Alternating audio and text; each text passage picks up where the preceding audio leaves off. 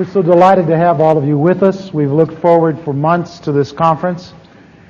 The idea for the conference really occurred a couple of years ago, but we felt that it wasn't time yet. We began teaching the course, MC 510, Mission Class 510, about 2 years ago now in January. We've taught it 4 times at the seminary. It's been one of the most intriguing and interesting experiences of my life. A very dynamic thing that's occurred on the campus. We've seen an incredible turnaround in the lives of hundreds of students as well as other visitors that have, from time to time, were able in the early days to get into the class.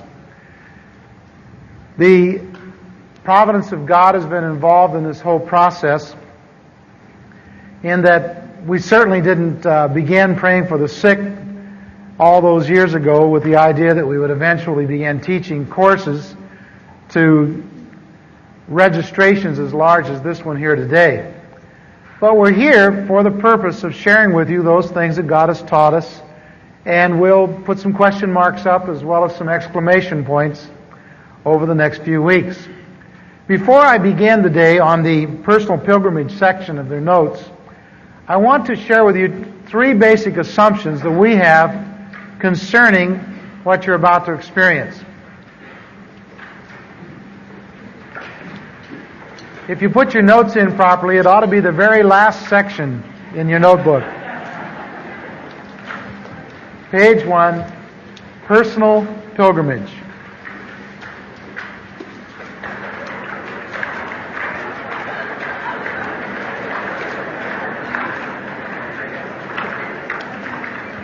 I'll assume when the noise dies down, you've all found your place and done what you wanted to do.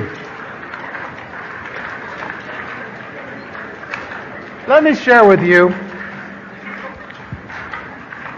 assumptions we have concerning the purpose of this conference. Keep in mind that this conference and course has been designed to provide a new perspective on old information. We anticipate that over this week, you will go through a paradigm shift. I will cover this in depth in our sessions on worldview.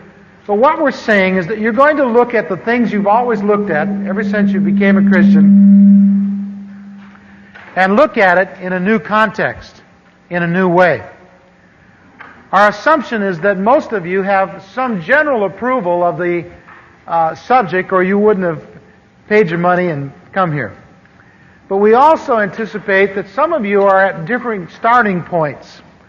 Some of you are already praying for the sick with some effectiveness. Others of you have never, to your knowledge, had the experience of praying for any individual that got well as a direct result of your involvement in prayer for them. And so we're anticipating that for some of you, you're going to go through a learning experience that will be rather significant in your life.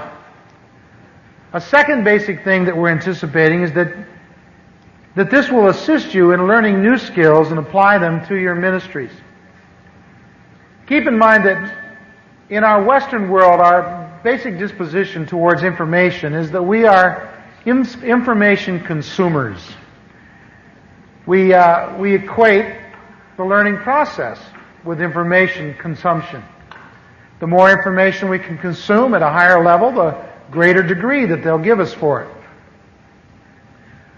We, here at the Vineyard, and myself personally, find this system somewhat faulty. My perception is that, as it relates to Christianity, that study should not become an end in itself. That study has to have, ultimately, some sort of an application. That unless your study of the Scripture eventually affects your behavior, you've studied fruitlessly. And so our desire today is that through this week we affect behavior. You will have achieved an A for the course if indeed you can function differently in the next healing circumstance that you run into after you leave here next Friday night. With that, and if we've worked out our sound problems, I'd like to share a little bit about my personal background. I grew up here in Anaheim. I moved here from the Midwest in 1946 and lived over near what is now Disneyland. So you can see I haven't come very far in life. I'm only about 8 blocks from where I began my career. I was a typical pagan, coming from the pagan pool in America. There are approximately 90 million people here that do not have a church relationship of any sort. As I examined my history and background and dialogued with my family members, I discovered that no one in my family for 4 generations had had any kind of church affiliation. Although we'd been raised largely in the Bible Belt in Missouri and Kentucky, we had become a gospel-hardened people, a people that knew about the claims of Christ but had no intention of obeying and or relating to them in terms of a personal relationship. By the time I came along, we were no longer talking about it within the context of the family. And so I grew up without any personal relationship with Christ and any first-hand information concerning His claims or His person and what He had done. The first time that I met a Christian, and somebody asked me one time, they were challenging me on this point, and they said, "You mean you grew up in America and you never met a Christian?" And I said, "Well, if I did, he didn't blow his cover in my presence." The first time that I remember meeting a Christian was when a friend of mine, who will be playing drums here tonight when we have another worship service, came to see me in Las Vegas, and on the way stopped and bought a 5th of gin.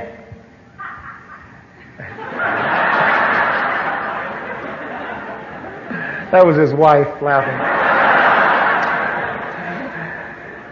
And they bought a 5th of gin because they knew I liked gin, and they bought this gin and drank it on the way to Las Vegas because it got very cold, and arrived rather inebriated, drunk, for those of you in the front row. And we went out and had an evening together, and the next day they were both very, very chagrined. And we didn't understand why they were so embarrassed. Well, the truth was they were brand new Christians, and they had come on this pilgrimage of preaching Christ to us. And along the way had been inundated.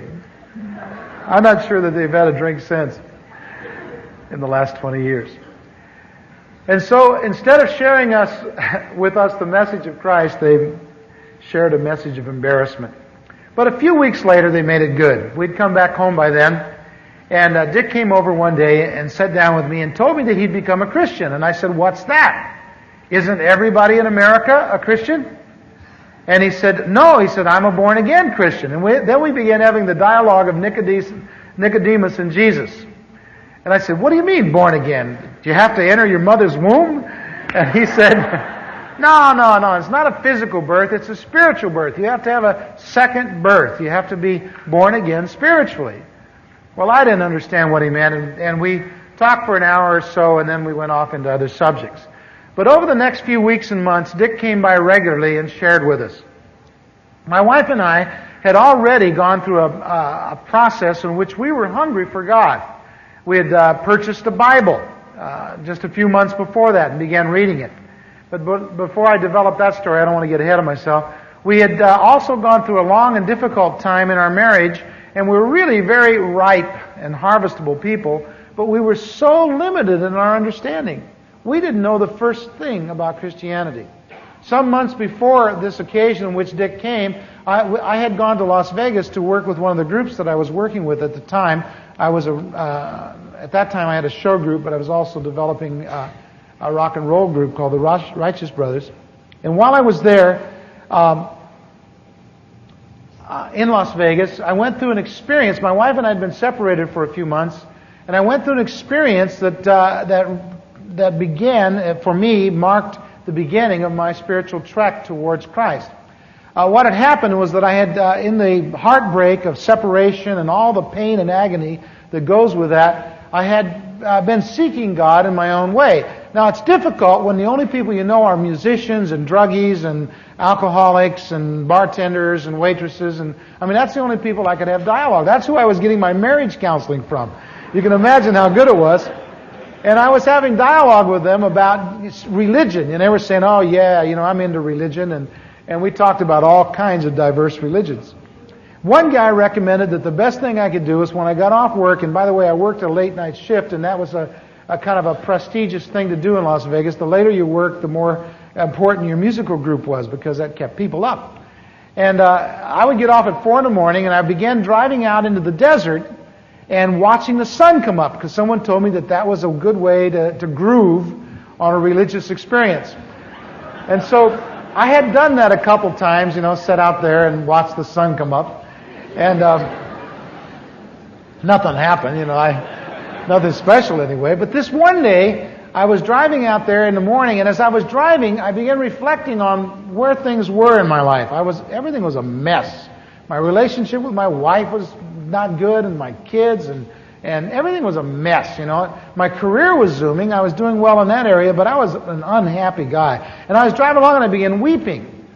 Now, I had learned one thing in my 28 years as on the earth, and that was that a man ain't supposed to cry. You know that one? And so I'm driving along, and I begin weeping, and I'm embarrassed. I was not only embarrassed, I was humiliated.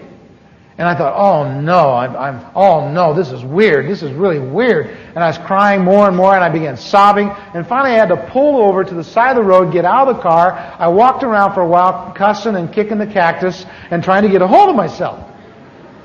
And I think it grows more dramatic with the telling, but at one point... You weren't there, were you? At one point, I stopped and I looked up at the heavens, and for the first time in my life, I saw the stars and constellations as something emanating from someone. And I remember standing there, I was sort of awestruck, and I said, oh God, if you're there, help me. And I wept for a couple moments, and then all of a sudden this deep shame came over me. I thought, oh no, now you've really done it. Now you're talking to the dark. You've gone over the edge. Well, the only thing left is I'll go commit myself into the hospital. But then I remembered that part about my mother and the underwear, and so I thought, well, I better go by the hotel and change before I go to the hospital.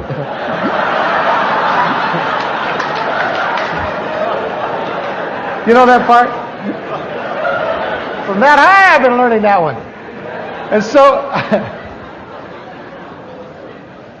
so I went on. I went by the hotel, and when I walked in the hotel, besides that, I had some drugs that I thought I better put away in case I was in that hospital very long. And so I went by the hotel, and when I walked in the hotel lobby, the night clerk yelled at me and said, "Hey, John, there's a message here from your wife." And I said, "From my wife? It can't be from my wife. I mean, my wife wouldn't even talk to me anymore. I mean, it can't be from my wife." And he said, "Yeah." I said, "Call this number." So I went over to the lobby phone, and I dialed it, and sure enough, my wife answered the phone. I said, "Well, what do you want?" And she said, "Well, I've been thinking it over." And she says, "I've decided to give it one more try. Come and get me." And when she said that, it was like a blow to my chest. I fell back against the wall, and I thought, wow, I'm in touch with the supernatural. Because I realized suddenly that I had that there was a connection between that, "Oh God, if you're there, help me," and my wife responding. And I said, when did you do this? When did you decide this? She said, "About a half an hour ago." And I thought, I got her, And so I said, "Well, I'll be right there." Now, I was in Las Vegas, and we lived down by Newport Beach, Fountain Valley, actually, in those days. And I got in the car, and I drove there in 3.5 hours. Now, for those of you that are not from Southern California, you don't know how hard that is to do. But I drove fast. Anyway, I remember I got in the car, and I'm driving along, and I'm excited, and I said my second prayer. My first prayer was, "Oh God, help me," and now I said, "Atta baby God," You really got her that time, because I had been trying to get my wife to straighten up for a year, and I couldn't get her straightened out. And so I'm driving along, and I started talking to him. I figured, well, I'm on a roll. So I started talking to him about everything. How about this, and how about that, and why don't you do this, and I thought I might as well, now that I got plugged in, I might as well just talk about it all. So I get home. Now you've got to understand that this had been a really bad year. And I'd gone through a very difficult time. I was drinking very heavily, and I was using drugs, and I was working very long hours and sleeping 2 and 3 hours a day. And I was yellow from smoke. I smoked 5 packs of cigarettes a day. My nostril. And I was skinny. I weighed 150 pounds. And for me, that's skinny, super skinny. I probably was in better condition then than I am now. Anyway, and so I appear at the door, and there's my wife, and she's got the kids all bundled up, and everything's ready, and we stuff them in the car, and we're backing out of the driveway, and I turned to her and I said, "I'm in touch with the supernatural." And I can still remember she went, "Who?" Her hands sort of fluttered to her breast. And I said, "God." She said, "Oh, well, everyone knows God." And I said, "Not me. I've been talking to him." She said, "Well, that's called prayer.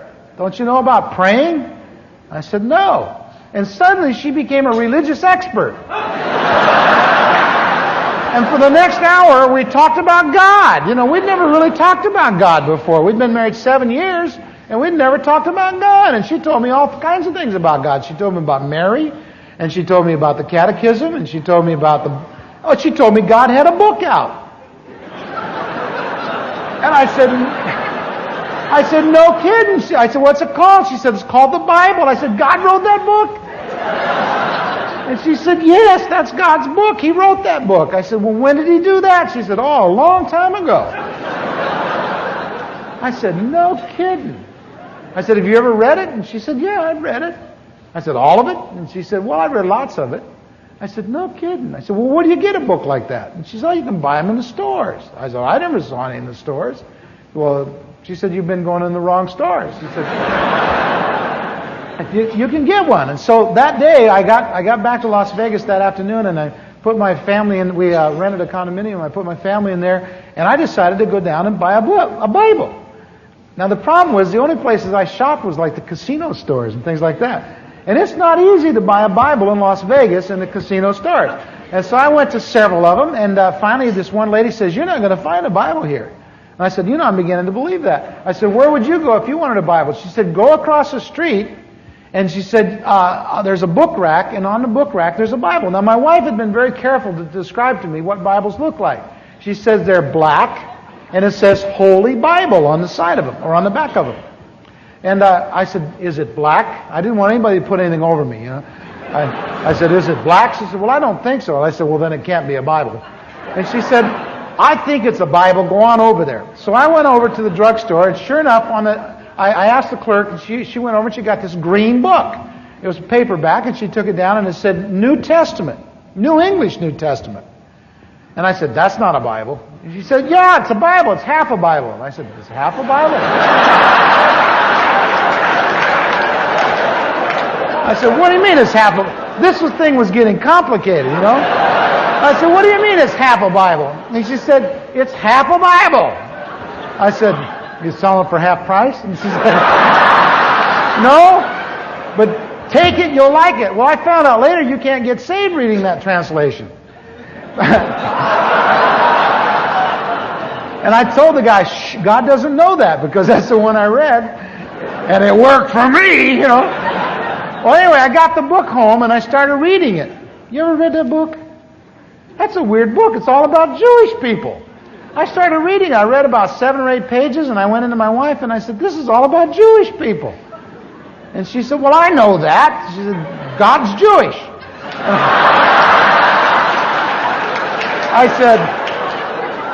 I said, "Oh, come on. Is he really?" Now keep in mind, I didn't have any prejudice about Jews because I had worked with Jewish people all my life. I'd been in the entertainment industry, in the garment industry before that, and all through show business and record industry. Every place I worked with Jewish people. It wasn't any antagonism towards them being Jews. That was just news to me that God was a Jew. I didn't know, And so we tried to read the book. Well, I started taking it with me to work. Now, when I went to work at night, we worked the midnight shift from midnight till 4, And we would do a show, and then we would have an intermission while another group did a show, and then we would go back. We were a lounge act. And so during the intermissions, I was taking my Bible, and I was going in and sitting down at the bar, and they had these little pin lights, over the bar, and I was sitting there reading one night. And the bartender came over and said, "What you reading?" And I said, "The Bible." And he said, "You shouldn't read it here." And I said, "Why not? The light's good." And he says, "No," he says, "you shouldn't read it." Besides, he says, "That's not the real Bible anyway." And I slammed it down. I said, "I knew it." I said, "What's the real Bible like?" And he says, "Well, they're black." And I thought, all right, this guy knows. He knows what it is. And I said, "And it says Holy Bible on it." And he says, "Yes." And I said, "Well, where do you get them?" He says, "Well, you buy them at the Bible bookstore, dummy." I said, "The Bible bookstore?" And he said, "Yeah." He says, "There's one down the street." And so I went right into the lobby and looked up in the yellow pages, and sure enough, right down the street there was a Bible bookstore. So I got in my car and drove down there, and it was closed.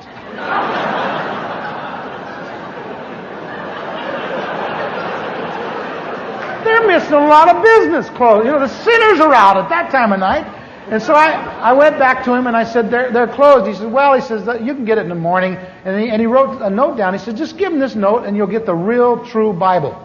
And so the next morning, I waited down there. I got off a shift at 4 o'clock, went down there and parked and waited. And about 8:30, this woman came and opened the door, and I followed her in.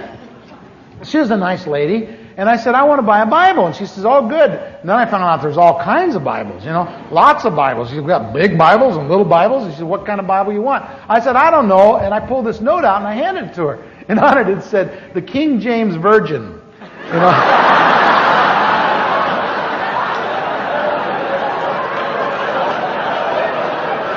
She laughed too.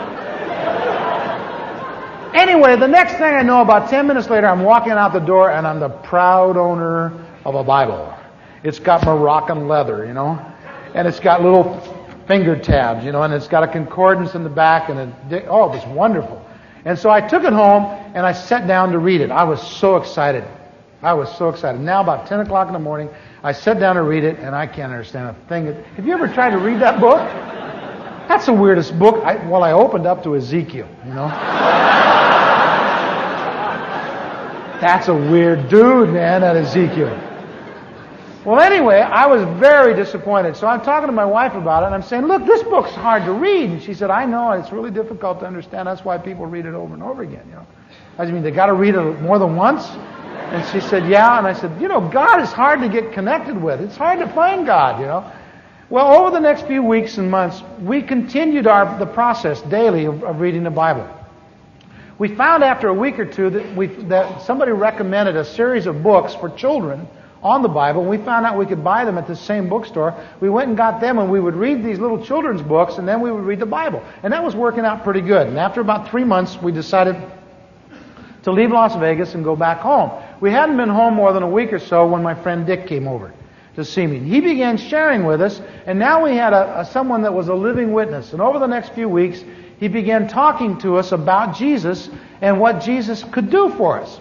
Well, one of the weirdest things happened was they invited us to church. You ever been to church?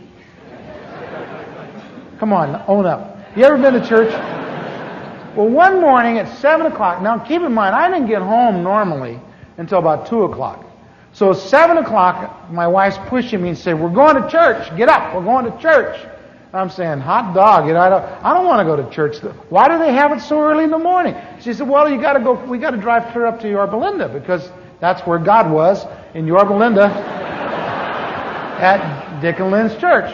And so we got dressed and we got in the car, and it took us a long time. We couldn't find the kids' shoes, and we got in the car, and by then I was mad, and we got in a bit, argument, and we found out later it was the tradition that you're supposed to argue all the way to church. But we didn't know it, we were already into the thing, and we argued all the way up there, and we finally get there, and it's a little old building, I remember I drove up in front of it, and I thought, this place is hurting, It's old and everything. And they got one of these marquees out in front, with what's on for the day. And I'm looking at that, and I thought, that doesn't look interesting. I didn't even know what it was talking about. The next thing I know, we're out of the car, and we're walking up these steps, and I suddenly realized that I'm the only one there smoking. And I thought, hey, this is 1963. Don't you guys know how, So I started looking for an ashtray. You ever look for an ashtray in one of those places? I couldn't find one for anything, I finally put it out on the ground. And some guy with a flower looked at it.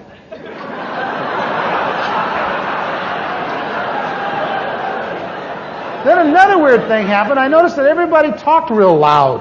Hi, how are ya? They said, And you can put your child over here, and I'm not going to put my child over there. I don't know what was going on. This is the weirdest thing I had ever been to. And, I've been in and out of bars for years, and nobody had ever treated me this way. And so I'm walking real close to my wife because I wasn't sure what was going to happen. I didn't know what was next. And we walk in through this building, and this guy handed us a menu. And I'm looking at it, and, it doesn't make any sense to me at all, And we're walking along, and my kids, Chris is on one hand, and Tim's on the other hand, and Carol's got Sean under her arm, and we'd put Stephanie in this thing. They said they'd give her back later on, but we weren't sure. And we're walking through there, and one of the kids says, "Hey, Daddy, what's that?" I said, "Hell, I don't know." And my wife turned around and said, "Shh, don't cuss." And I said, "I'm not cussing. I'll show you cussing." That's all we were good at in those days, was fighting. And so we finally get seated, and they made us sit right down in the front row. Did they ever do that to you? All the back seats were full, and we had to... And we're sitting there, and we got this, we're looking at this menu, and we don't know what's going to happen. And the next thing I know, these three guys walk in, and they're real nice-looking guys. They all got suits on, and they come in and they sit down, and one guy sort of bounces up and comes up to a thing that looks sort of like this, and he says, "Good morning." And I thought, well, that's a nice way to open the show, real friendly. And he said, "Let us pray. Our Father and our God." I thought, what's that? So I turned to my friend Dick and I said, "What's the matter with his voice?"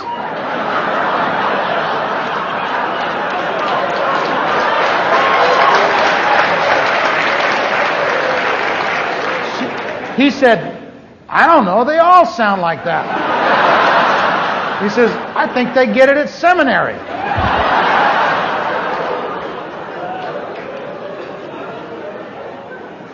And this guy, and he finished praying, I guess, and then he sat down, and another guy came up and said he was going to give the ministry of the Word. And so they began reading the Bible. Now, keep in mind, all these weeks we had been reading the King James Bible, but we'd never read it out loud. We didn't know what it sounded like. And the guy started speaking, and I thought, oh no, he's got a speech impediment. He lisps. And I turned to my wife and I said, "Listen to that poor guy." She said, "Oh, I know. And she said, "Well, there's no better place to hire the handicapped than the church." And I thought, this place is weird. And then they started singing these songs. You ever heard a congregational song? We had a guy standing right behind us. He wasn't that close to any note on the page.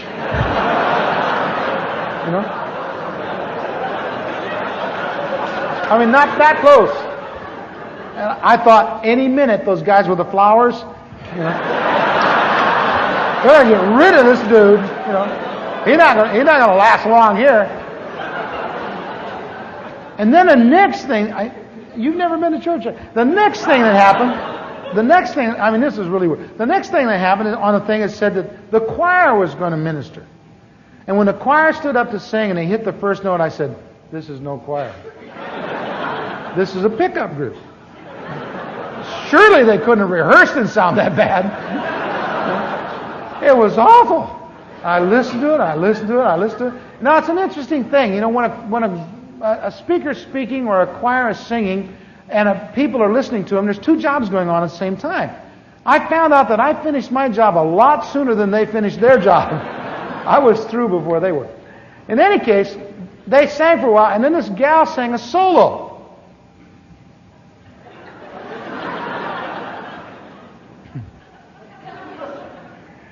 It anyway, this gal sang a song. This is the kind of gal that comes up and introduces her song about, that God's given me this voice and I'm going to give it back to Him. And God goes, no.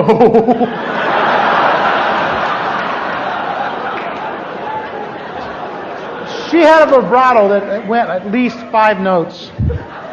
She was in any of 3 keys at any time that she wanted to be there. Now, these were lovely people, please understand that, but this was my impression that first day. The next thing I know, this guy's preaching, and I don't know what he's talking about.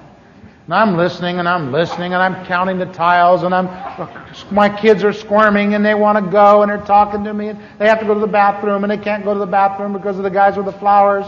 And it's going on and on and on and on and on and on and on and on and on and on. And I'm thinking, this is really bad news. I got to get out of here. First of all, I hadn't gone 40 minutes without smoking in years. I was hurting, my nose was draining, Oh, it was awful. So I'm sitting there, I'm thinking, this has got to stop. This has got to stop. And all of a sudden, I knew it was going to stop. Because I could sense the momentum picking up. When the show's going to close, they rally for this big finish. And the guy was saying something to the effect that if anybody's been moved by what they've just heard, that they were supposed to come forward to this altar. And I'm looking for the altar, and I can't see any altar, because I've seen the movies, where they put the maiden on the thing, and they didn't have anything like that. So I turned to my friend, I said, where's the altar? They forgot the altar, they blew it, they forgot. No, he says, that's that banister thing that goes right around there.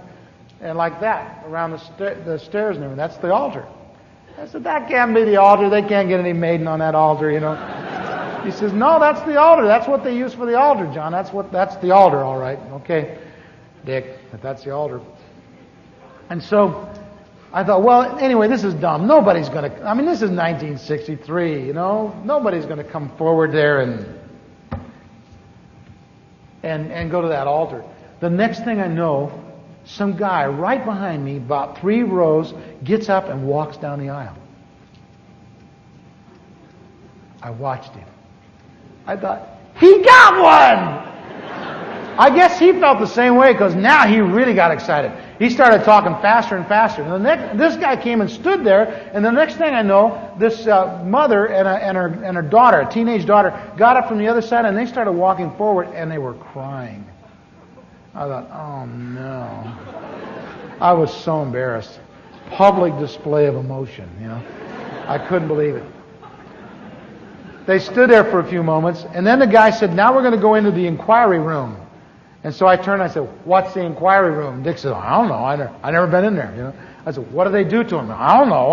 I said, well, what's an inquiry anyway? He says, I don't know, John. I don't know the answer to that. And I said, well, when are they going to let us out? He says, real quick now. So all of a sudden it was time to go. You know that feeling?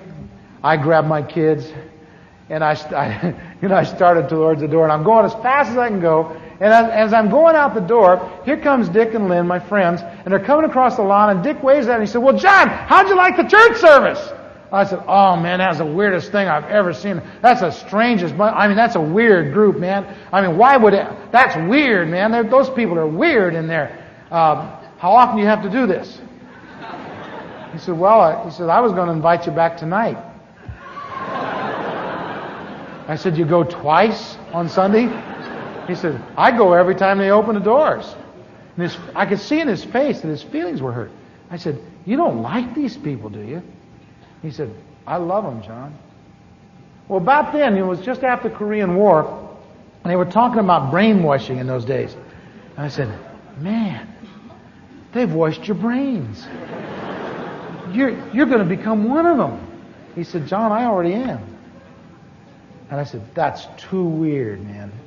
I could never do it. I could never join up with those people. Look how they dress. Look how they talk. Look how they act. Man, they're weird. I can't relate to your father. I can't relate to that, man. I can't do it. While I'm saying that, my wife's going, yes, we can. Yes, we can. We can do it. So we get in the car, we argue all the way home.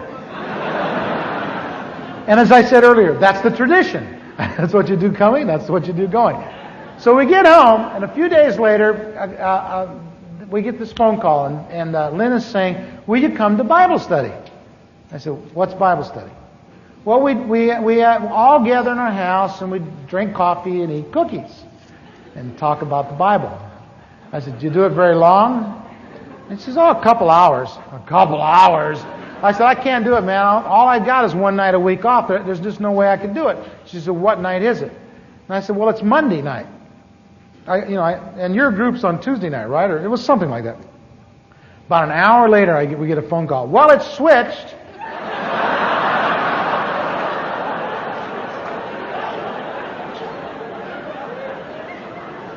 Switched? You ever been to Bible study? Have you? Well, we went. That first night we went, and there was a guy his name was Gunner. And he was a welder, and I figured, well, a welder, he couldn't be too smart. So, I'll go. And he was the Bible teacher. And we got there, and it was just Dick and Lynn, and my wife and I, and this guy named Gunner, and this other guy named Bucky. It was a nice little group. And we sat down, and I wasn't going to let this guy put anything over on me, And I said, look, man, before we get started, let me just say in front, I don't believe all this stuff. He said, I understand that. And I said, besides that, I don't want to know I want to know about God. I've been trying to find out about God, and all you guys do is talk about Jesus. And I don't want to talk about Jesus. I want to talk about God. He said, well, that's because you don't understand that Jesus is God. I said, where does it say that? And so he began thumbing through the Bible and showing me different things in a verse. I didn't understand most of what he was saying, but he talked and talked and talked and talked and talked and talked, and he talked for about a half hour. And when he got all through, I sensed that he thought he'd convinced me, and I said, well, that's really interesting. And my friend Dick was sitting there, and he suddenly became the interpreter. Now, you've got to understand, I was a musician, and I didn't know how to talk Christianese. You know what I mean? Somebody would say, praise the Lord, or something. I remember a few weeks after I was there, somebody walked up to me and said, have you been washed in the blood, brother? I thought,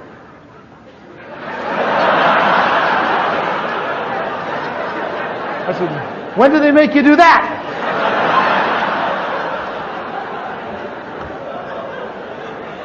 And so I had a hard time with some of the images, and the concepts that they were putting at me.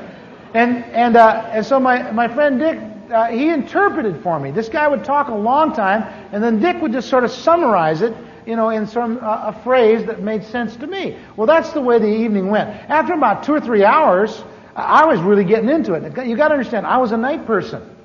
I was used to be, I was really awake at 11, 12, 1, 2, and 3. That's when I did my best work. And so this guy, he's a welder. He gets up early in the morning. So about 11:30 or so, he's getting, and I'm saying, well, you can go in a minute, but answer me this. And then I would ask him another question. And then another question. And he kept saying, boy, this guy's hungry. And I said, no, I ate before I came. I'm not hungry. But tell me this, Tell me what this means, and tell me what that means. Well, it was the greatest night of my life. I went home so excited I couldn't sleep. I stayed up all night and read the Bible. It was wonderful. I finally had some grasp of some ideas and some concepts. I finally had someone I could talk to. Well, it turned out to be Tuesday night. Tuesday night became the focal point of my life. I would wait all week to be there. We would drive up into Yorba Linda. We lived down in Fountain Valley area. We would drive up to Yorba Linda about 2 o'clock in the afternoon and just drive around. Because we thought God lived up there. And we just drive around and talk about Him, and read the book and talk about all the things we were learning. We were super excited. Weeks went by. We didn't understand all the issues. I didn't know that what the Bible was. I didn't know who Jesus was. I didn't know what He had done. And it took weeks to get you just don't understand. I didn't have any grasp of it. It wasn't simple for me. It was very complex, all of these things. And over a period of weeks, it began to pull together. And finally, I got the idea. Jesus is the Son of God. He died for sins. People have sinned. I understood that. It made sense. I didn't think I'd sinned, but I understood that others had. And so one night, we're all talking on this thing, and all of a sudden, my wife says, I think it's time to do something about this. And the guy closed his Bible, real clear. And I thought, oh no. And he says, so do I. And my wife and he are talking, and I'm watching him, and the next thing I know, she's kneeling on the floor and talking to the pastor. And she's saying, oh God, I'm heartily sorry for my sins. I thought, well, what'd she do? Because she was a good guy, you know. I mean, I knew her. I'd known her real well. I thought she was a pretty good guy, you know. Not as good as I was, but a good guy. And so she's talking, and I'm thinking, this is really strange. You know, she's doing this thing that they've all done. And I said, 1, 2, 3, wait a minute. And I'd been on a few stages in my life, and I knew it was about time for me to do my turn. When she finished, it was my turn. And I sat there and I thought, oh no. Ha ha ha ha. They're not going to get, no, I'm not going to do this. And I remember I was sitting there and I was in a captain's chair, and I had a hold of both handles, you know. They're not going to drag me out of this chair, you know. And I'm sitting there, and the next thing I know, I'm on my knees. Now, I don't know, to save my life, I don't know whether I got out of the chair or was shoved.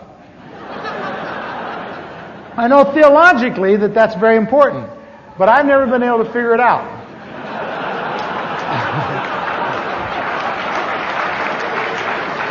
All I know was the next thing, I was on my knees and I was trying to pray this prayer of repentance they kept talking about.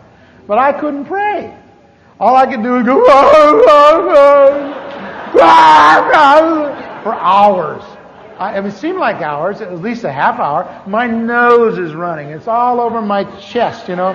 My eyes are swelling shut. I'm sobbing. My body is racked with pain. And about 20 minutes into it, I'm realizing that I'm making an utter fool of myself. And I thought, if this doesn't work, I'm going to die. How will I explain this, you know, if this thing doesn't connect? And so the next thing I know, I have a recollection. Years before, I'd gotten into a situation where I was out of money, came back to Los Angeles. This is when I was a traveling musician, and I needed some money, and I had a friend that did drugs. And he sold them, he was a connection, and he sold them in Pershing Square, you know, a great downtown. If you haven't been to, you missed it. You had to be there. You had to visit it once to understand it. Pershing Square is a notorious park in the center of Los Angeles. And so I went down there to find my friend who I knew would have some money because drug dealers always have money. And I needed some money. I wanted to borrow some money from him. And while I was waiting for him, it was kind of a miserable day, kind of rainy and everything. I was waiting for him to come. And here comes this guy walking along, and he's got one of these signs, like an Eat at Joe's type of sign, you know, front and back. And on the front it said, I am a fool for Christ. And on the back it said, whose fool are you? Well, when I saw it at the time, I thought, oh, weird religious weirdo, you know, he went by. But here I am, all these years later, I'm kneeling on my friend's living room floor, I'm sobbing, I'm suddenly realized that I'm making a complete fool of myself, and I remember that thing. I thought, that's it. That's it. I'm going to be his fool. That's it.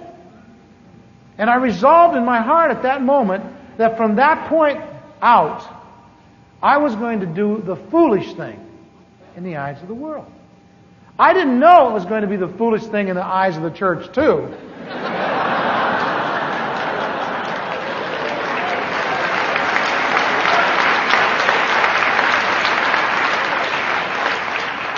But I determined that night that if Christ was worth coming to at all, He was worth coming all the way with. And so I got up from there and I made a fool ever since, wherever I could be, in every way that I could. But my heart's intent has always been to be His fool. Well, from that point on, you would think it would get easy, but it got weirder.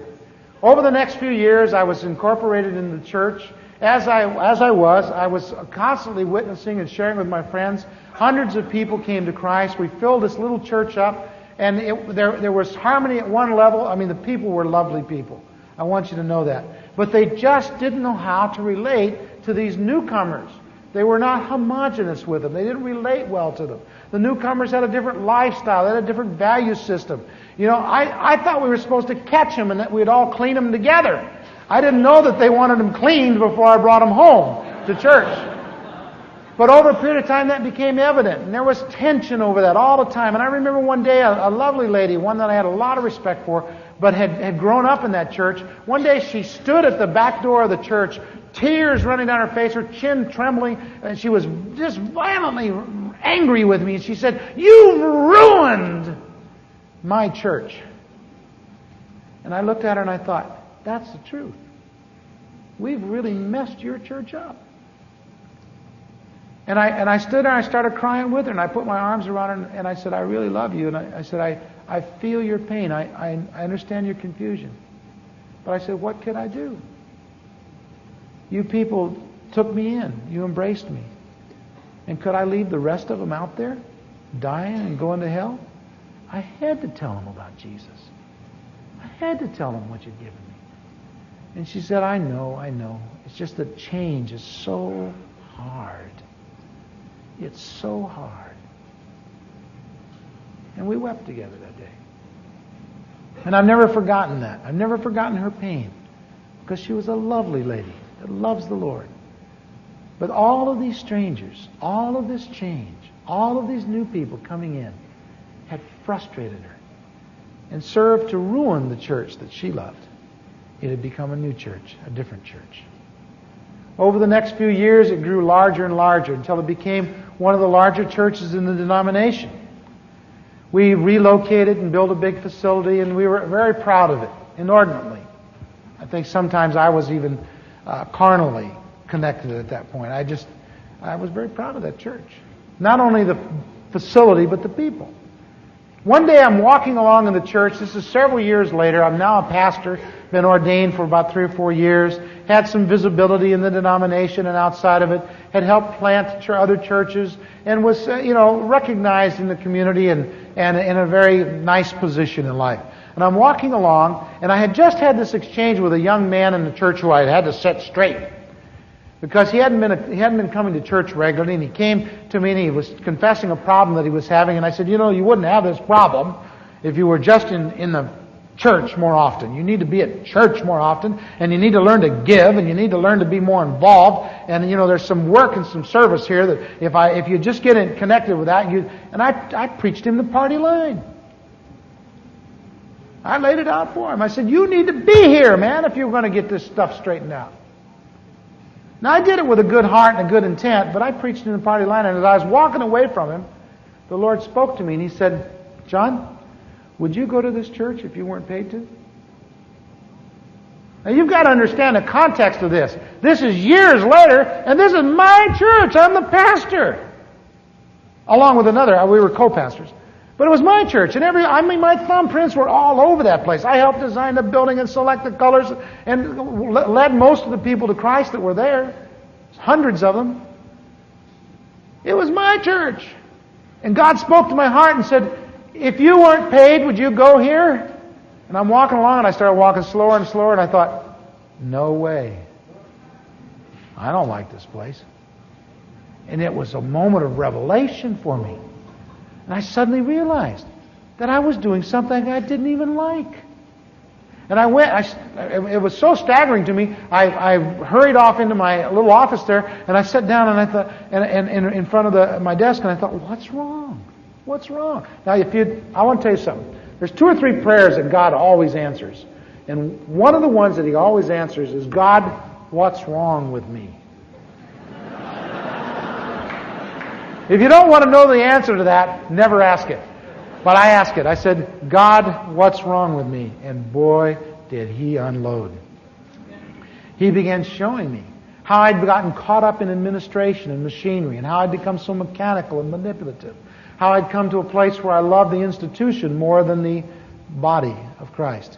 How I'd gotten to a place where I was angered and frustrated by those that wouldn't fall in line and take their rightful places and honor and respect their duties and all. And at the same time, I had earlier on defended those same people as when I was so active in converting them. And I'd come to a place where I was so institutionalized myself and so tied into its values, to its focus, that I was the worst of all the offenders. And I sat there and I began sobbing and sobbing and sobbing. And I said, oh God, what's wrong? How did it get this way? And He began showing me just piece after piece, point after point, showing me how I had turned away and turned away. Again and again, the Spirit of God had spoken to me. And I had turned from the Spirit and went after the things that I thought were logical and right and orderly, and those things that would prosper, and those things that could easily be adapted into the institution, into the organization. And I had given myself over to the things not of God, but the things that were like God and for God. And I had in the process made the institution and my ministry God, and He was no longer God at all in my life. As I recognized that day, God began showing me out of the New Testament various scriptures and showed me the relationship and the difference between the church as I knew it, the church that I had made, and the church that He made. It wasn't until years later that God spoke to me profoundly on this subject, but I understood even that day that I had begotten something that was not of God. And I cried out in my agony and I said, "Oh God, get me out of here." 3 weeks later, I was gone. Nearly 13 years I'd been there. 3 weeks later, I was gone. God opened the door for me to begin working at Fuller Seminary. In the founding organization under Charles E. Fuller, during his lifetime, he established an organization called Fuller Evangelistic Association that has since been altered to Charles E. Fuller Institute for Evangelism and Church Growth. But during this time in 1974, I began working for the Fuller Evangelistic Association and developing a new department called the Department of Church Growth. Now, I had become somewhat expert in the general field of church growth without having, at that time, been exposed to the larger body of literature. But just through instinct and basic knowledge and know-how, I had figured out the mechanics of helping churches grow. It could have worked on the Kiwanis Club as well as the local church. But these were just basic social understandings that I had developed that helped organizationally to achieve the ends of that organization. It was redeemed at the point that I would have only done it for what I thought was Christ's work, but it was incomplete at the point that I had become adept at doing something that I could be paid for. It was rather mechanical. Over the next few weeks and months, I became acquainted with the literature of church growth and became very committed to the basic teaching as well as philosophy. And in that process of doing so, I began developing the consultative ministry of Fuller Evangelistic Association Department of Church Growth. During the next 3.5 years, we worked with churches all over America and Canada, primarily the United States. We ministered to about 40,000 pastors during that period of time in seminars such as the one you're in today. Over that period of time, we worked with 27 denominations and 9 parachurch organizations. And I became thoroughly acquainted with airports and motels and the church in America. And I found out that the church in America was not all that exciting, not all that stimulating. A lot of wonderful people, sincere people, godly people, but not doing much in the way of Bible kinds of activities. And after about 3.5 years of traveling across the country and helping churches grow that didn't want to grow, and that's the truth, working with people in ways and means that God would give me. You see, one of the tragic things was I was operating in spiritual gifts all the time. But I didn't know I was operating in spiritual gifts. I would go into a fellowship or into a community and I'd think, this is the way you're supposed to start the church here. I'd know exactly. I'd know weeks in advance how to begin the process, who to go see, what to do. I could tell them where they ought to locate their facility, and not by some natural means, but by supernatural means. And what I was doing was selling the gifts of the Spirit in a very, illegal way. It's not that it was wrong to do what I was doing, it was the way I was doing it, and with the motivations that I had. And God began correcting me in the process. And over the next few weeks and months, beginning in 1974 and continuing through the latter part of 77, God began dealing with me fiercely. And I got to a point where I was almost spiritually bankrupt. I was humiliated and broken inside, worn out. I could do my job and I did it well, but I was bankrupt inside. And one night on an airplane flying towards Detroit, I found myself in a desolate place. And I began crying out to God. And I said, "Oh God, what's wrong? What's wrong with me? Here I am trying to serve you, but it just doesn't taste good. I'm tired, I'm worn out, the doctors say I'm going to die. I've eaten myself into the grave, my blood pressure is so high, my head throbs constantly, I'm worn out. from standing long hours and lecturing. I'm tired of talking to people. Here I am going to Detroit. I don't even know anyone in Detroit. My wife and family are at home. What happened, God? How did it get all twisted around from God, I'll serve you, to this? How did I get here? And I began weeping before the Lord and asking Him for direction. When I arrived in Detroit, I had missed an earlier plane, and so the people that were supposed to pick me up had already gone home, thinking I was coming at a later time, which I did. I needed a hotel room. God provided one in a matter of minutes. I've never had that happen before in any large city. But within 20 minutes, I was in a hotel room. And I was so grateful that for the first time in nearly 4 years, I opened the Bible to read it for myself. I'm not saying that I wasn't in the Bible every day. I read it constantly, but not for me. Just for information, for teaching, for things to give to others. And I sat down and just opened it casually, and it opened to Psalm 61. And as I read Psalm 61, I saw everything I had just prayed about written out. And I realized how desperate my soul condition was, and I knelt down on the floor by the bed and I said, "Oh God, here I am again. What's wrong with me?" And I fell asleep in that position before He could answer me. After a while, I grew uncomfortable, woke up, crawled into the bed, fell back asleep. And I don't know to this day whether I heard an audible voice or not, so you do what you want to with it. All I know is it woke me up. A couple of hours later, I heard God speak to me. I woke up and I realized He had said, "John, I have seen your ministry." And it was sort of like this. You know? You could read it in the timbre of His voice. And then He spoke very lovingly and very compassionately. And He said, "And now I'm going to show you mine." And I just let out a yell. I said, "Oh, Lord, that's what I've always wanted." And I just wept and wept throughout the night. The next morning I got up and I don't know what had happened, but things were different. I knew they were different. Similar to the time when I was converted. I just knew they were different. I knew that I was beginning an adventure.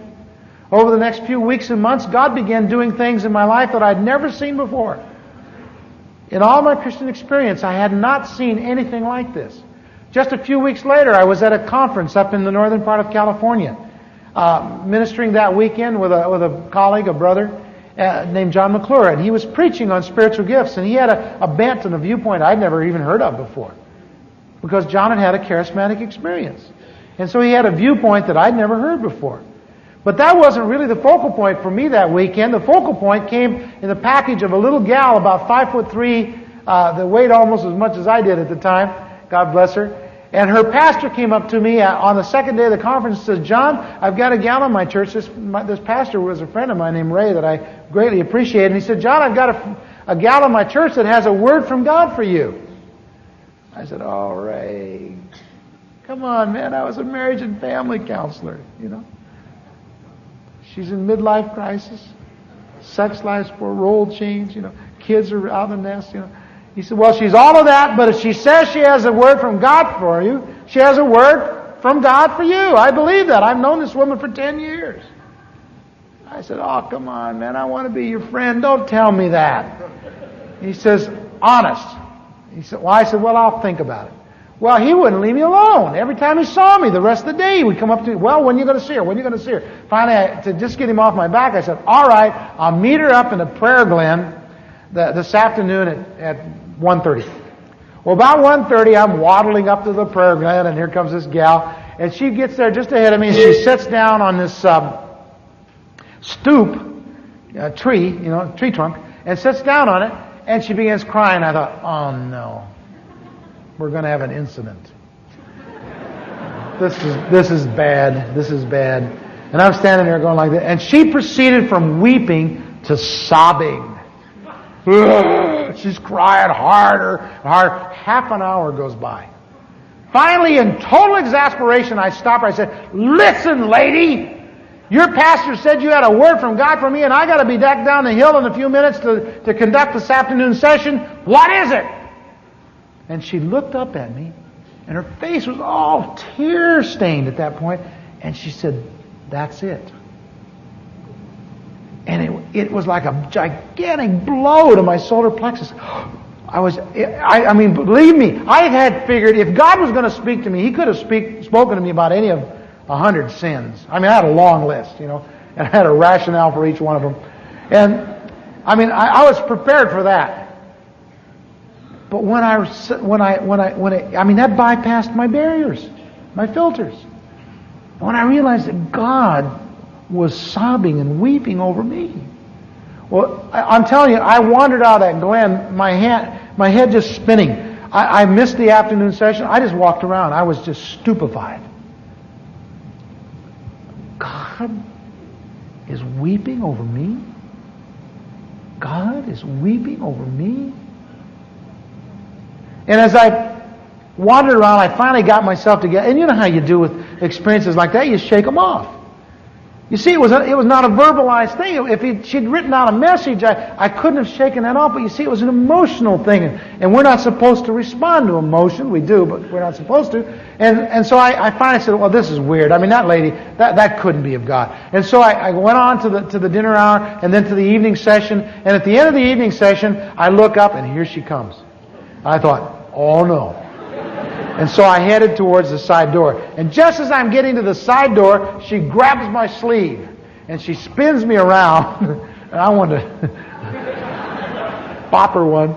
And I looked down at her and I said, "What do you want?" And she said, "God wants to know when you're going to use your authority." I said, "Authority? Authority? What do you mean? I'm a Quaker. What do you mean authority?" She says, "I don't know the meaning of the messages. I just get them."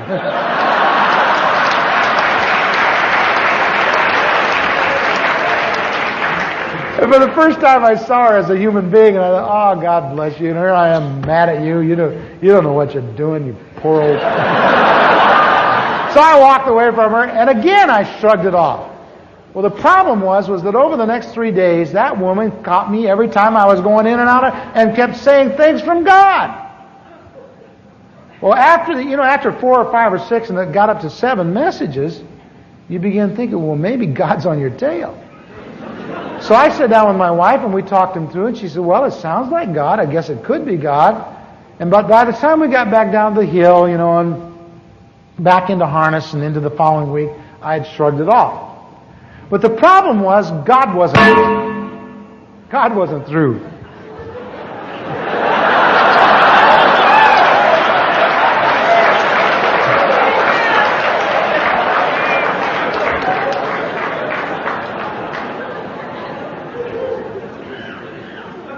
Yes, sir.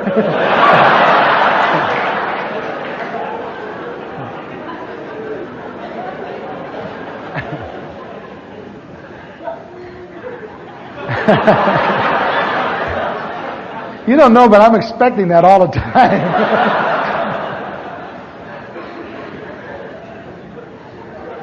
And so over the next few weeks, God began speaking to me.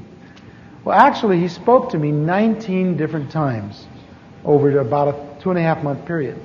He spoke to me through counsel of elders and friends. My boss, Pete Wagner, we were flying along in a plane. He turns to me and he says, "John, why don't you go home and start a church in Yorba Linda?" Well, what he didn't know is that God had already started a church, and that was one of the first prophecies the lady gave me. It was the third one, I think. You're supposed to go home. You're going to start a church. God's going to teach you some new things, show you His ministry. I thought, how did she know that? A few days later, I'm in New York City. A Lutheran pastor came up to me after one of the services. It was a church growth seminar. Now, you don't expect God to be hanging around a church growth seminar. And then a Lutheran pastor walks up to me and says, I'm very embarrassed about this. This has never happened to me before. But I've written it down here and I just want to give it to you. I feel really... And he hands it to me and I look at it and it says, "Go home."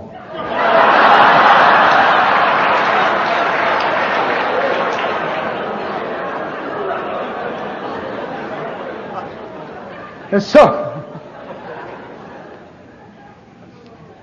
He began speaking to us in dreams, in visions, out of Scripture, through prophecies, tongues and interpretation.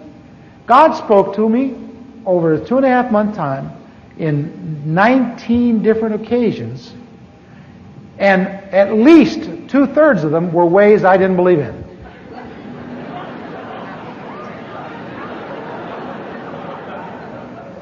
That He's not supposed to be doing anymore. And I knew something was up. I'm stupid, but I'm not that stupid. I finally got the message, and I came home. Resigned from Fuller, which was a very difficult thing to do because I was enjoying, at one level, the activity there. I feel proud of the department and glad for my successor, Carl George. I think he's done an incredible job of taking along what we had done in a rather primitive level and refining it and making it a very acceptable and helpful service to the whole church. But in due course, as I came home, God began teaching me new things. I hadn't been pastoring very long until God began speaking to me about healing. I was teaching through the Gospel of Luke, and after the 3rd chapter of Luke, if you don't believe in healing, you might as well quit, at least for the next few chapters. And I had to begin teaching healing, and it was the first time in my life I had ever taken it seriously. I really equated healing with charlatanry and foolishness. I didn't think anybody, any human being, much less a Christian, should be involved in that kind of activity. I thought it was illegal activity. And I just didn't want to have anything to do with it. But here I was teaching through, and I had a nice little outline of the 4th chapter of Luke, in which I ignored several key texts. And as I was reading through it, God said, that outline won't do. I said, what's wrong with it? He said, well, you've left these out. I said, I'm not going to put those in, Lord. But over the next few weeks, I began teaching seriously for the first time the subject of healing. Now, the problem with teaching something is that the people don't know you don't believe it. And they begin believing it before you do. And after a few weeks, they didn't want to talk about it anymore. They wanted to start getting healed. And they would begin asking me, when are we going to pray for somebody? I said, oh, no, it's enough just to believe it. They said, no, we want you to pray for us. And well, about the 4th or 5th week, God speaks to me. He says, have an altar call. We're going to pray for the sick tonight. Or heal the sick is what he said. An altar call to heal the sick. I did not want to do that. But God told me to. And so I called people forward that day and we prayed for them, and nobody got well. In fact, some of us got sick praying for the sick. We caught their flus, we got their colds, we went home with their headaches. It was awful. Our prayers would come out of our mouths and dribble down over our chins and just hang there. It was the most humiliating experience of my life. And I went home saying to the Lord, I'm never going to do that again. Well, the very next Sunday, He made me do it both Sunday morning and Sunday night. And every week thereafter. After about 8 or 9 weeks of praying for the sick and nobody getting well, I was fit to be tied. I was yelling. I was angry. I did all the things I do when I'm frustrated and hurting. And I was yelling at God for the first time in my life. And I was saying, this isn't right. This is dumb. This is dumb what you're doing here. People are leaving the church. Don't you want people to come to this church? You told me it was your church. Now what's the deal here? People, and over half the congregation left. In about 9, they got tired. They said, we don't believe this stuff, and slammed their Bible shut and left. They said, we're not going to get involved in this silliness. You know. I didn't realize there was such hostility over the subject of healing. I didn't realize. I started getting letters, long letters from angry people. You know, you're preaching heresy. You believe that God can heal? I said, I thought I was teaching the stuff out of the book. You know, it's in the book. I read it right here out of the book. But I didn't believe it either. Several weeks went by, and God began dealing with me one day. Well, what had happened was I was studying, getting ready for Sunday, and I closed the Bible and said, I'm not going to do that. And God says, either do it or get out. I said, out? Out, Lord? Out of the ministry? Out of the kingdom?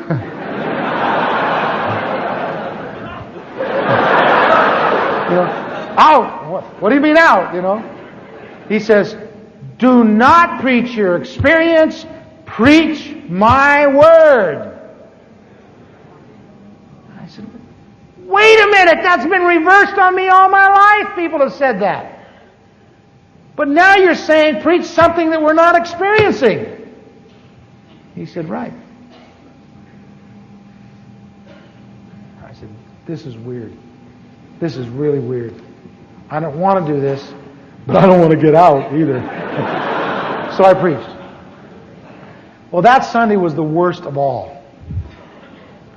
I mean, we had a lady that was demonized. We didn't know what demonized people were. We had this demonized lady come up and practically try to undress in front of everybody. I mean, it was embarrassing, humiliating. We're trying to hide her, you know. We're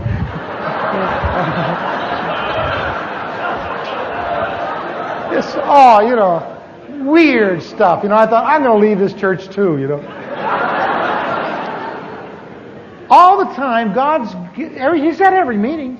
I mean, His presence, a lovely presence is with us. But we didn't know that the presence and the power were the same thing. We'd not been taught that. God hadn't spoken to us. And so the presence would come and we'd all cry and worship the Lord. Well, it was more like this in those days. And, you know, more like that in those days.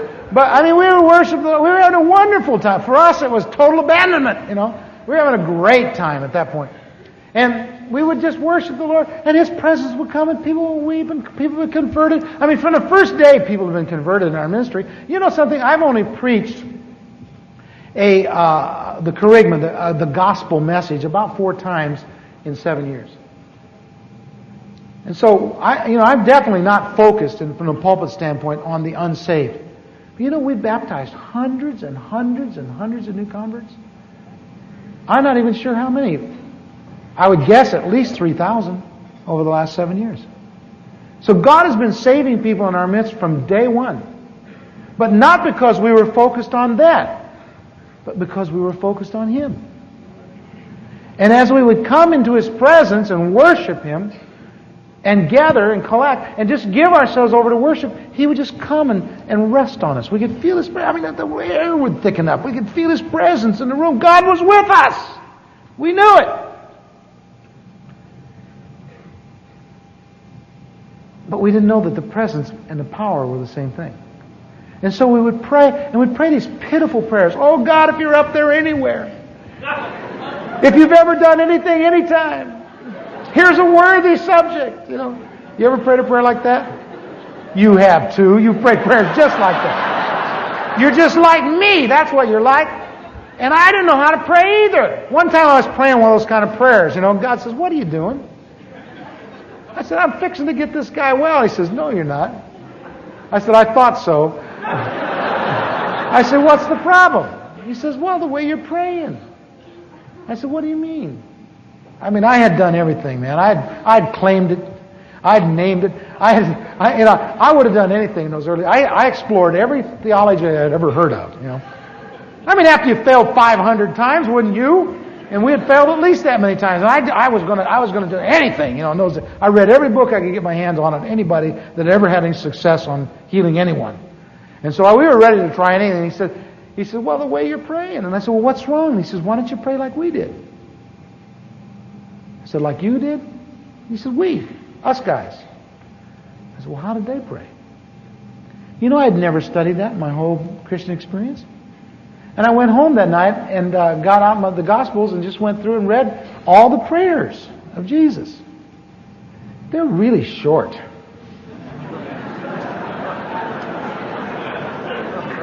See.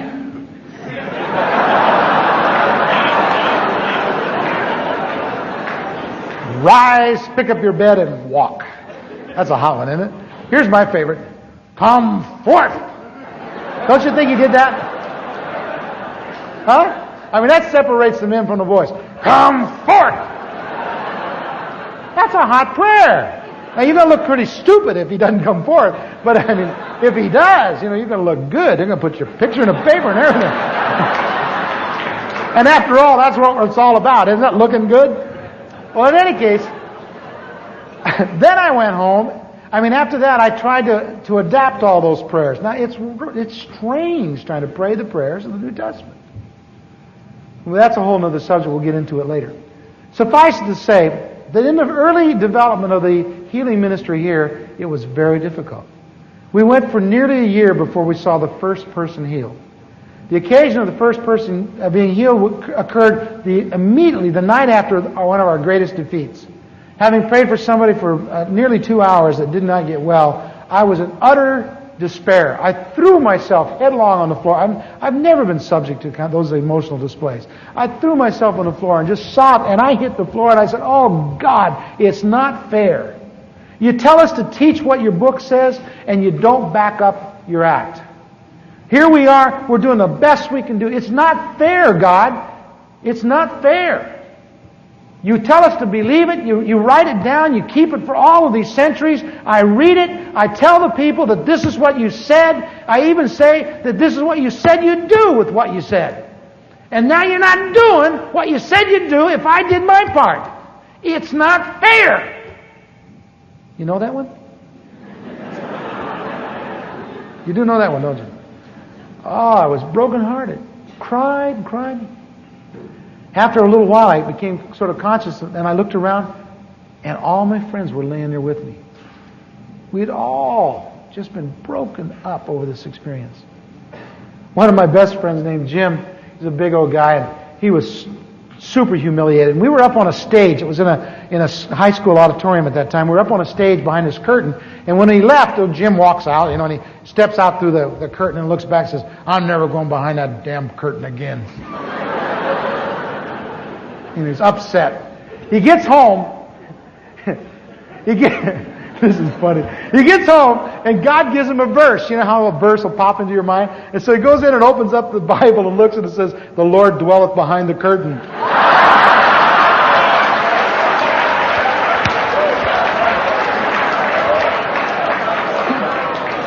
Jim is so repentant, he goes out into his backyard and sits down in a chicken coop and throws dirt on his head.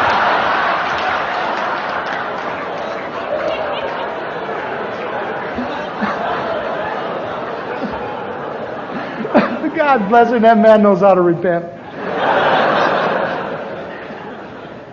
Well, our worst defeat that night, I go home, I go to bed, I wake up the next morning, the phone's ringing, I go to the phone, and here's a new family in the church, and the guy's on the phone, he says, "Listen, I got a new job. I've got to go to work today. I've got a brand new job. It's just starting today. My wife's sick with a fever. Can you come over and pray for her so she'll get well so she can take care of the kids so I can go to my new job?" I think, I put my hand on, "You really got me into it this time." Look what, this guy believes this stuff. He's going to lose his job. I'll be right there. In my best professional tone. Hang up. I get in the car, and all the way over there, I'm talking to God. I'm saying, this, it's still not right. This is not right. It's wrong. It's wrong. It's not right. It's a mess. So I get there, and I knock at the door, and a guy comes to the door, leads me in the house, and I thought she would be out in the living room in her house. He takes me right straight back into their bedroom. This woman was sick. No woman would let you see her looking like that. This woman was sick. Sick. She was sick. And I looked at her and I thought, "Oh, she's sick." Not good. This is not good. This is not going to make me look good. This woman is sick. She had a high fever, her face was all flushed, And I walked over and I mumbled some terrible, I don't know what I said. And I turned around and I began explaining to the guy why people don't always get well when you pray for them. I did. I began explaining to him why they don't always get well when you pray for them. And he's looking at me, but he's a little bit taller than I am, and he's looking over my shoulder and he's grinning. And I suddenly realized he's not looking at me, he's looking over my shoulder. And I turn around, and there's his wife. She's up. She's got her house coat on. She's already brushed her hair, and she's making the bed. And I said, "What happened to you?"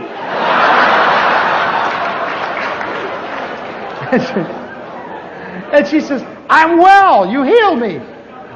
I said, "Oh, no, I can't heal anybody." And she says, "Well, you healed me. I'm feeling fine. Would you like to stay for some coffee or something, I said, "No, I think I'll just go." And so there I went out the door. And I get on the front lawn, and I look up, and I go, "All right! We got one! Woo!"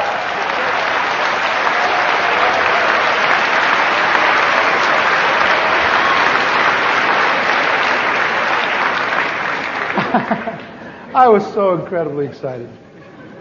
Oh, I got in the car, and I'm driving along, and I had a vision. It was the first one I'd ever had. And, I mean, really clear, graphic. And I'm driving along, and it's a beautiful morning, and well, of course, it would be. And I'm driving along, and all of a sudden, over the landscape, superimposed over it, is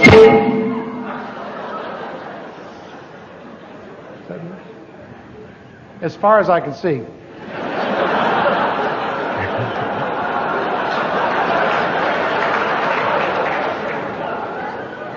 It's what looks like a cloud bank, and it's going all the way across the sky.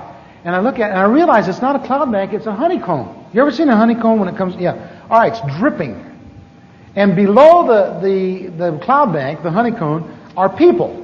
And they're in all kinds of different postures. Some of them are very reverent. They're weeping. They've got their hands out and they're catching this honey. And some of them are sharing it with their friends. And other people are coming and dipping their finger in other people's honey. And other people are really irritated.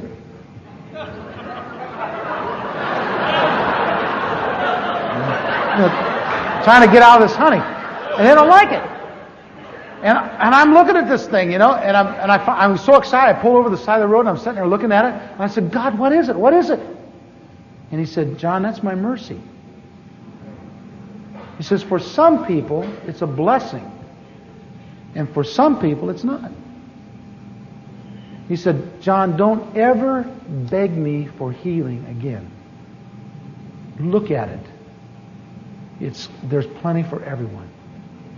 John, the problem isn't on my end. The problem is down there where you are. That was one of the most profound and moving experiences I've ever had. And I've never looked at healing the same way again. I've never gone into the sick and dying's room in the hospital. I've never looked at a child that was in desperate condition. I've watched my friends die and prayed for them, but I've never, ever known the desperation of soul that I knew before that moment. Because I know the problem isn't on His end. Our God has sent mercy in the Son. He sent His Word to heal them. Jesus has come. He brought a message of love from the Father. Healing is here. The problem is appropriating it, getting blessed in it, receiving it. Over the next few days, we'll talk to you about many other aspects of this incredible experience of learning how to move in the power of God. Let's all stand.